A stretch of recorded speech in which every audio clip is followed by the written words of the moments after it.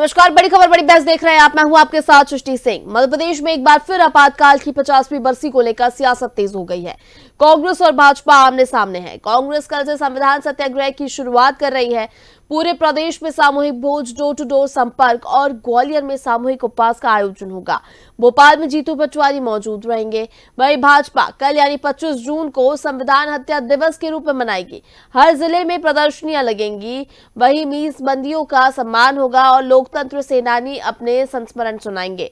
भोपाल में केंद्रीय मंत्री सीआर पाटिल तो इंदौर में मुख्यमंत्री डॉक्टर मोहन यादव कार्यक्रम में मौजूद रहेंगे।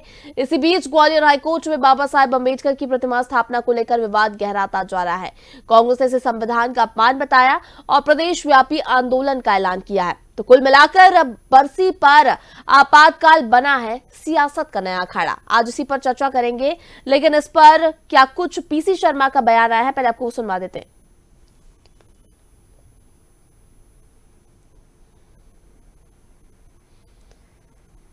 तो चलिए थोड़ी देर से ही आपको ये एक बयान सुनवाएंगे, जहां पर क्या कुछ प्रतिक्रिया विपक्ष की सामने आ रही है वो आपको देखने को मिलेगा। लेकिन जिस तरह से सियासत गरमाई हुई है संविधान को लेकर, लगातार वो देखने को मिल रहा है, क्योंकि जिस कांग्रेस एक तरफ अपनी तैयारी में, दूसरी तरफ भारतीय जनता पार्टी अपनी तैयारी में है संविधान को लेकर।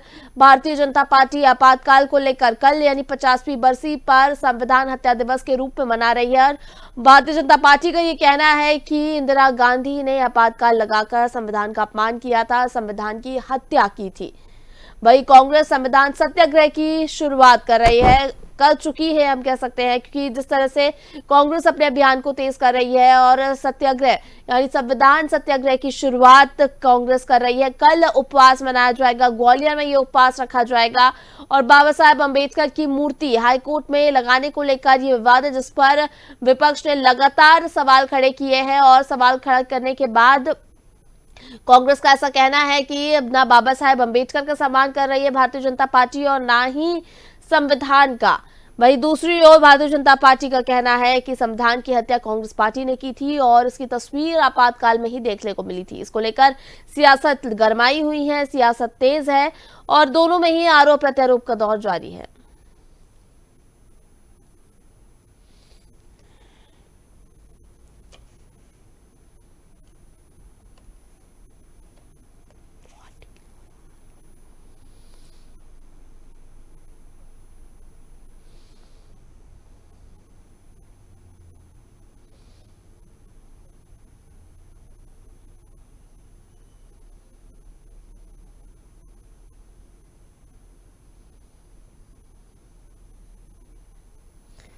तो कांग्रेस के नेता पीसी शर्मा ने इस पर क्या कुछ कहा है, आपको सुनवा देते हैं पहले। देखिए, जिस तरह की स्थितियां थी उस समय देश में, श्रीमती इंदिरा गांधी थम्बिंग मेजॉरिटी से जीत के आई थी 71-72 में, और उसके बाद आपातकाल लगाना पड़ा। 77 में वो चुनाव हार गई, खुद हार गई, कांग्रेस पार्टी हार गई। लेकिन उसके बाद 80 में जनता ने सरकार इंदिरा गांधी की बना के ये सिद्ध कर दिया कि उनका जो कदम था वो ठीक था और थम्बिंग मेजॉरिटी से जीत के आई और कांग्रेस की सरकार बनी, इंदिरा गांधी की सरकार बनी। तो जनता ने उसको मोहर लगा दी कि ठीक था वो। लेकिन अभी जो कांग्रेस बीजेपी जिसको लेकर जैसे विरोध दिवस मना रही है, काला दिवस मना रही है, अब आपातकाल के दिन संविधान विरोधी दिवस। देखिए, इनके पास और कोई काम है नहीं, केवल इवेंट मैनेजमेंट है। ये करना कि बाबा साहब अम्बेडकर का मूर्ति नहीं लगने देना वहाँ पे ग्वालियर में, तो इस तरह के केवल इवेंट मैनेजमेंट करना है। ये सरकारें फेल हो गई हैं, चाहे मध्य प्रदेश की हो चाहे देश की हो, इसलिए ये इनके इवेंट मैनेजमेंट। देखिए, दलितों के नाम पर भोजन की राजनीति, ये कांग्रेस का एक पाखंड है। अगर कांग्रेस पार्टी को अपने पाप के लिए माफी मांगना है तो सार्वजनिक तौर पर माफी मांगे। देश के दलितों का अपमान करके कांग्रेस पार्टी केवल नाटक कर रही है।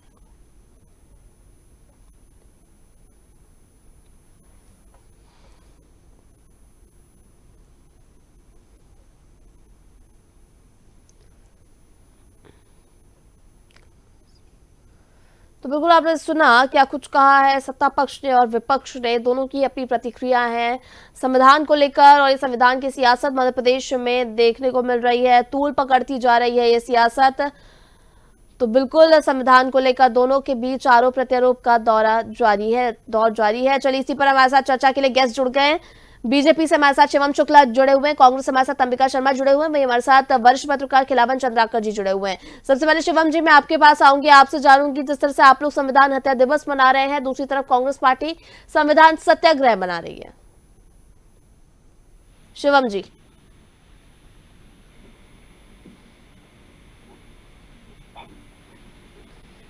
शिवम जी, क्या आपको मेरी आवाज मिल पा रही है?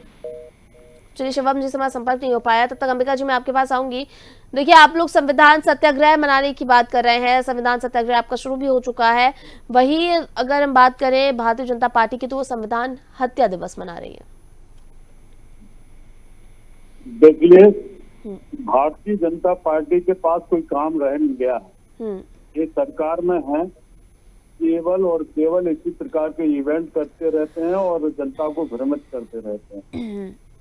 संविधान निश्चित रूप से खतरा में है, लोकतंत्र निश्चित रूप से खतरे में है। जिस प्रकार से इन्होंने संवैधानिक संस्थाओं पर कब्जा करने की कोशिश की है, हमारे संवैधानिक ढांचे पर जिस प्रकार से लगातार ये लोग हमले कर रहे हैं, इनकी नीयत साफ तौर पर जाहिर हो रही है कि स्वेच्छाचारी शासन व्यवस्था लाना चाहते हैं और डेमोक्रेसी को कमजोर करना चाहते हैं। अब बताइए, हम लोग बाबा साहब अम्बेडकर की प्रतिमा की मांग ग्वालियर हाईकोर्ट में लगाने की कर रहे हैं, इसलिए कर रहे हैं कि वहां पर परमिशन हाईकोर्ट ने दी हुई है, तत्कालीन चीफ जस्टिस ने वहां पर प्रतिमा लगाने की दी है। संविधान के निर्माता बाबा साहब अम्बेडकर थे। बाबा साहब अम्बेडकर ने बहुत शानदार संविधान दिया। बाबा साहब अम्बेडकर ने उन परिस्थितियों में एक संविधान इतना अच्छा दिया जबकि उस वर्ग के ऊपर तमाम प्रकार के अत्याचार हो रहे थे। उन तमाम अत्याचारों से गुजर कर बाबा साहब आए थे। इसके बावजूद इस प्रकार का संविधान उन्होंने दिया कि समाज के किसी भी वर्ग पर कोई खरोच नहीं है। हमको मौलिक अधिकार मिले, हमें अभिव्यक्ति की आजादी मिली, हमें शिक्षा का अधिकार मिला, हमें धार्मिक स्वतंत्रता मिली। हमको इतना सुंदर संविधान मिला, इसके बावजूद उस महापुरुष की प्रतिमा न लगने देना ये बहुत बड़ा दुर्भाग्यपूर्ण है। रहा सवाल इनके काला दिवस मनाने का, तो मैं स्पष्ट कर दूं कि उस समय इन लोगों ने देश के सामने ऐसी परिस्थितियां निर्मित कर दी थी जिससे देश की सार्वभौमिकता खतरे में थी, देश का अस्तित्व संकट में आ गया था, सब जगह अराजकता का माहौल था। रेल की पटरियां ये लोग उखाड़ रहे थे, डायनामिक लगा रहे थे, यहाँ तक ये लोग विद्रोही हो गए थे। जगह जगह शिक्षण संस्थाओं में जाकर छात्रों को गुमराह कर रहे थे। पूरा देश आंदोलन में झोंक दिया था और इतनी अफवाहों का दौर उस समय था कि अब ये लोग इतने माने देशद्रोही मानसिकता से घिर गए थे कि सेना से और सैनिक बलों से ये कहने लगे थे कि आप लोग सरकार का आदेश नहीं मानो। ये संविधान को पूरी तरह से ताक पर इन लोगों ने रख दिया था। तो हमारे यहाँ व्यवस्था है आंतरिक आपातकाल की, देश की सार्वभौमिकता की रक्षा के लिए, देश की अस्तित्व की रक्षा के लिए और देश के हमारे संवैधानिक ढांचे की रक्षा के लिए आवश्यक था। और उस समय हम लोगों ने आपातकाल लगाया और आपातकाल लगने के तत्काल बाद ये लोग सत्ता में आए। इसके बाद इनकी जो स्थिति देश की जनता ने देखी और जनता ने समझा कि हमने बहुत भारी भूल की है, तो इतने भारी बहुमत से इंदिरा जी को वापस लाई जनता कि वो भी एक इतिहास बन गया। तो कैसे हम कहें कि आपातकाल गलत था? आपातकाल निश्चित रूप से बहुत अच्छा था, क्योंकि भावे ने भी कहा कि आपातकाल अनुशासन पर्व है। ये लोग तो कुछ भी कहते रहते हैं, इनका आजादी से कोई मतलब नहीं, इनका लोकतांत्रिक मूल्यों से कोई मतलब नहीं, इनका संवैधानिक ढांचे से कोई मतलब नहीं, इनका तो एक अलग एजेंडा है जो नागपुर से चलता है। ठीक है, चलिए शिवम जी आपके पास आऊंगी मैं। जिस तरह से देखिए अभी अंबिका जी कह रहे हैं कि संविधान सत्याग्रह की शुरुआत कांग्रेस पार्टी ने की है, वहीं भारतीय जनता पार्टी संविधान हत्या दिवस मनाने की तैयारी में है आपातकाल पर। उस पर अंबिका जी का कहना है कि वो उस वक्त जरूरत थी इसलिए लाया गया, इसलिए आपातकाल लगाना पड़ा और वो कहीं से भी गलत नहीं है, तो उस पर सवाल खड़े करना जायज नहीं है। वहीं दूसरी ओर बाबा साहेब अम्बेडकर की मूर्ति लगाने को लेकर उन्होंने कहा है कि ये लोग बाबा साहेब अम्बेडकर का सम्मान नहीं करते हैं, इसलिए मूर्ति नहीं लगाना चाहते। क्या कहेंगे आप?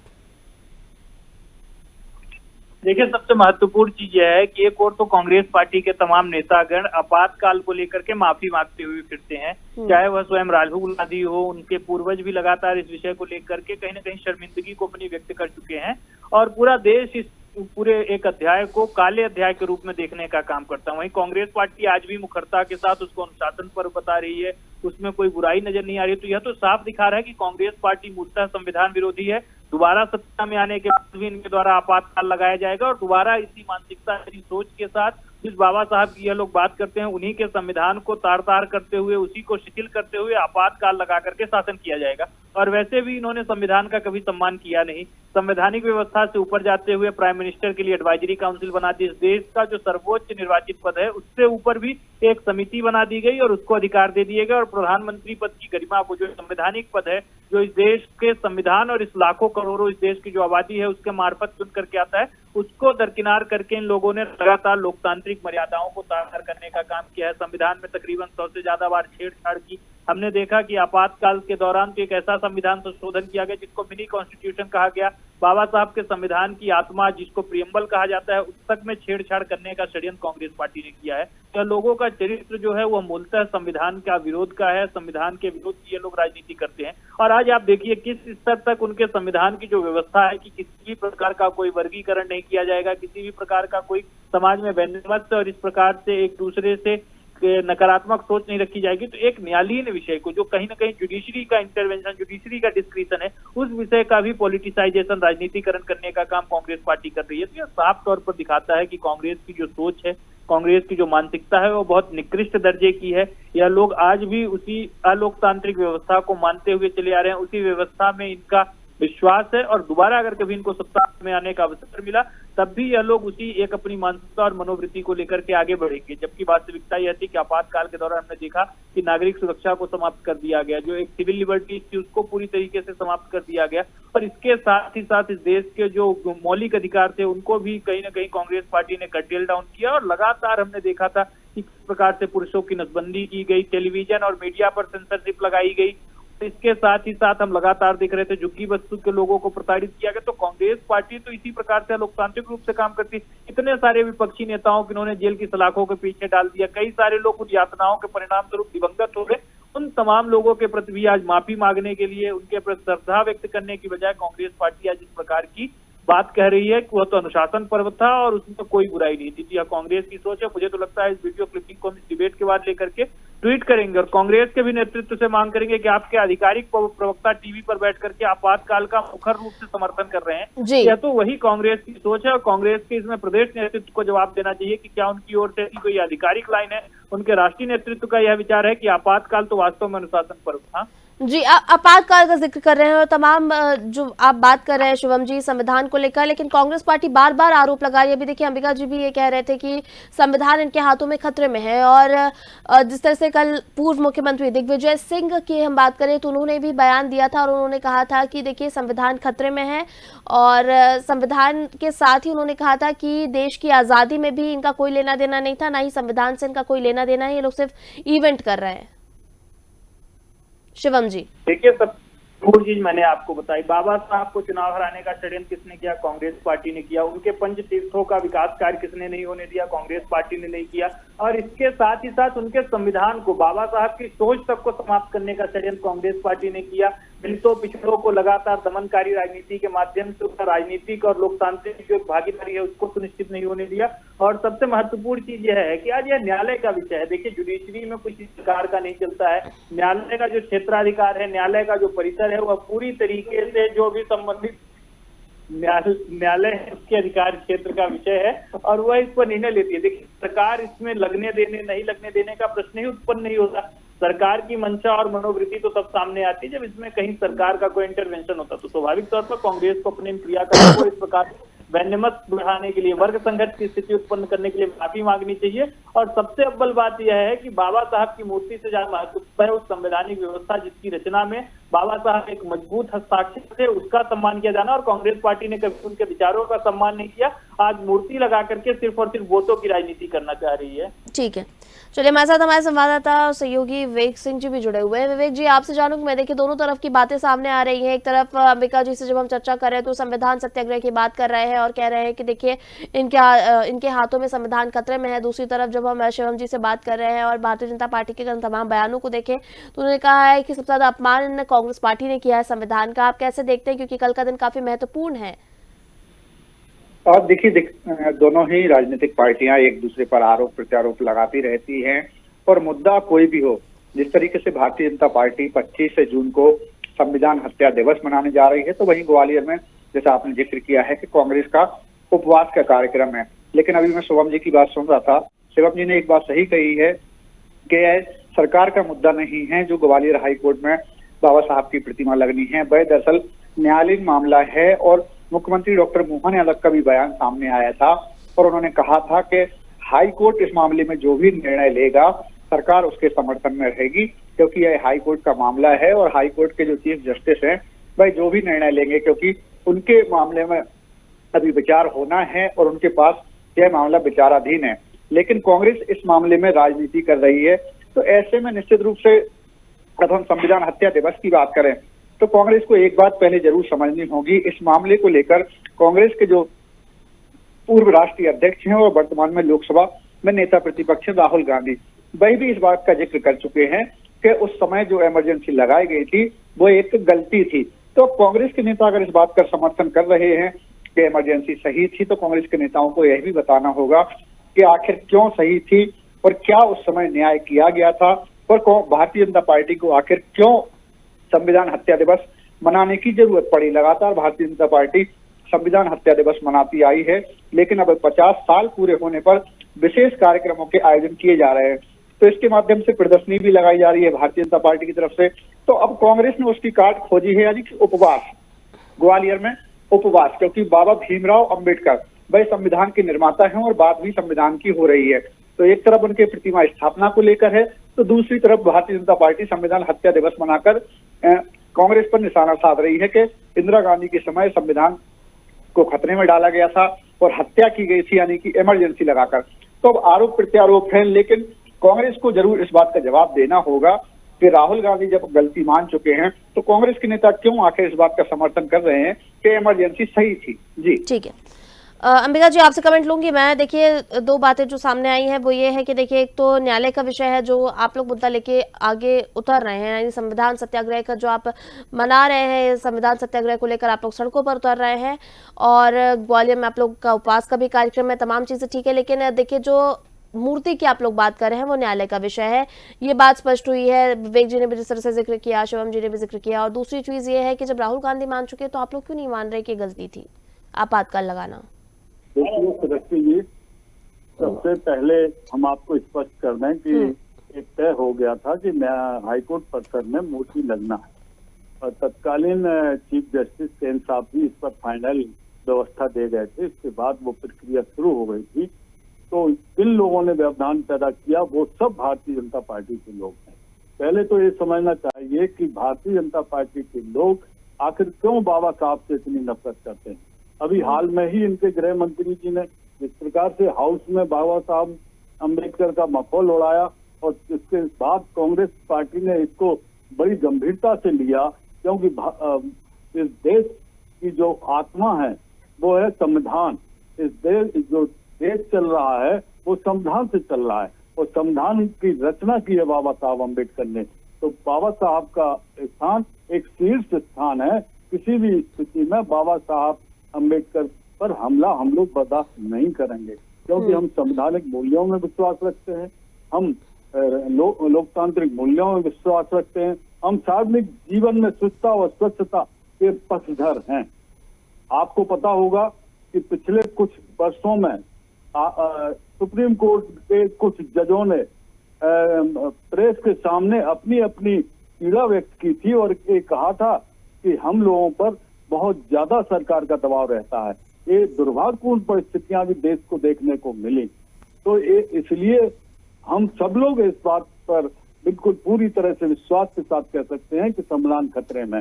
जिस प्रकार से इन्होंने चुनाव आयोग का गठन किया, सर्वोच्च न्यायालय की मंशा थी कि चुनाव आयोग की निष्पक्षता और पर क्यों स्वच्छता के खतरे में? लिए एक छोटा सा आवश्यक है। कमेंट में जवाब इसका दीजिएगा अंबिका जी, क्योंकि समय का भी अभाव है, इसलिए एक छोटे से कमेंट में जवाब दीजिएगा क्यों खतरे में है? क्योंकि जो 2 मुद्दे आपने उठाए हैं तो वो तो कहीं ना कहीं वैलिड मुझे नहीं नजर आ रहे। मैं नहीं बोल रही हूँ, ये सवाल इस पर शिवम जी ने भी खड़े किए हैं, इस पर विवेक जी ने भी खड़े किए हैं। देश के सामने वो परिस्थितियां थी, देश बच सकता था उसी परिस्थिति में जबकि देश में आंतरिक आपातकाल लगाया जाए।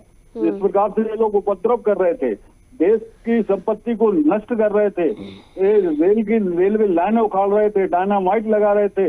जॉर्ज फर्नांडिस ने और मेहता साहब ने डायनामाइट लगाए थे। सेना से कहा जा रहा था कि सरकार का आदेश मत मानो। इन विषम परिस्थितियों में देश में पूरी तरह अराजकता व्याप्त थी, तो क्या किया जा सकता? एक विधायक की हत्या कर दी थी इन्होंने, उसको जबरदस्ती ये लोग कह रहे थे कांग्रेस छोड़ो। इस प्रकार से जब ऐसी परिस्थितियां देश के सामने पैदा हो गई तो व्यवस्था है संविधान में और आंतरिक आपातकाल लगाना पड़ा और इनके नेताओं को बड़ी सुख सुविधाएं दी गई, अस्थायी जेल बनाई गई, उनको सारे प्रोटोकॉल के ध्यान रखा गया। और ठीक है अंबिका जी, मैंने आपको सुना। शिवम जी एक छोटा सा कमेंट दे दीजिए इस पर अंबिका जी के बयान का।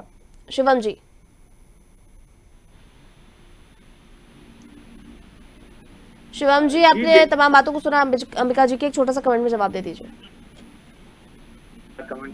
देखिए, सबसे महत्वपूर्ण चीज यह है कि कांग्रेस की पूरी सोच, पूरी मानसिकता इसी प्रकार से है, नकारात्मक है। यह लोग लोकतंत्र के विरोधी हैं, परिवार विशेष की अनुकंपा पर चलने वाले हैं। यह भारत की जो गणतांत्रिक व्यवस्था है उसको खारिज करते हुए पारिवारिक वंशानुक्रम के आधार पर पूरी लोकतांत्रिक व्यवस्था को संचालित करना चाह रहे हैं। तो स्वाभाविक तौर पर आज देश का जनमानस जाग चुका है, अपने लोकतांत्रिक मूल्यों को पहचानता है और उसी कारण से इनके शहजादे और इनकी राजमाता दोनों को लगातार चुनावी मैदान में खेत होना पड़ रहा है। और भारतीय जनता पार्टी ने लगातार लोकतंत्र का संघर्ष करने का काम किया है। सन 75 में आपातकाल के दौरान भी हमारे जितने भी शिखर पुरुष थे उस दौरान वह सभी जेल की सलाखों के पीछे गए, संघर्ष किया और उसके पश्चात राष्ट्रीय हितों के आगे कई बार अपनी जो पार्टी की प्रतिबद्धताएं हैं उनको भी दरकिनार किया। और उस मानसिकता और उस सोच के साथ हम कार्य करने वाले संगठन के हैं। आपातकाल के बारे में हमारी आगामी पीढ़ी को जानकारी रहे, उसके सबक हमको याद रहे और दोबारा इस प्रकार के अध्याय की पुनरावृत्ति न होने पाए, इस रूप में लोकतांत्रिक व्यवस्था का दमन न होने पाए, इस उद्देश्य के साथ हम काम कर रहे हैं। बाबा साहब के सपने को, उनकी सोच को, उनकी विचारधारा को लेकर के हम सभी आगे बढ़ रहे हैं। प्रधानमंत्री जी ने उनके संकल्पों को, उनकी जो विरासत है और उनका जो एक स्वप्न था, दृष्टि थी, दोनों को सम्मान देने का काम किया है और लगातार हमारी सरकार आगे बढ़ रही है। ठीक है विवेक जी, एक छोटा सा कमेंट आप दे दीजिए, फिर चर्चा को विराम देंगे।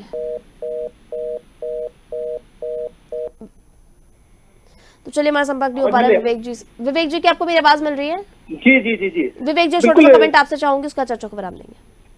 बिल्कुल, जिस तरीके से शिवम जी ने अपनी बात रखी और अंबिका जी ने अपनी बात रखी, अंबिका जी की बात का हम एक जवाब जरूर देना चाहेंगे। जिस तरीके से उन्होंने कहा है कि संविधान का वह सम्मान करते हैं और बाबा साहब भीमराव अंबेडकर की इस प्रतिमा लगना चाहिए ग्वालियर हाई कोर्ट में, तो जिस तरीके से कांग्रेस कई मुद्दों को लेकर हाई कोर्ट और सुप्रीम कोर्ट का दरवाजा खटखटाती है और कांग्रेस को यदि लगता है कि सरकार इसमें दखल कर रही है, क्योंकि पुराने हम विवादों को देखें तो भीम आर्मी का विवाद वकीलों से हुआ, इसके पहले अन्य जो एसटी मोर्चा के पदाधिकारी थे जो अन्य राजनीतिक संगठन से नहीं, उनकी खुद एक अपना संगठन है, उनका विवाद वकीलों से हुआ।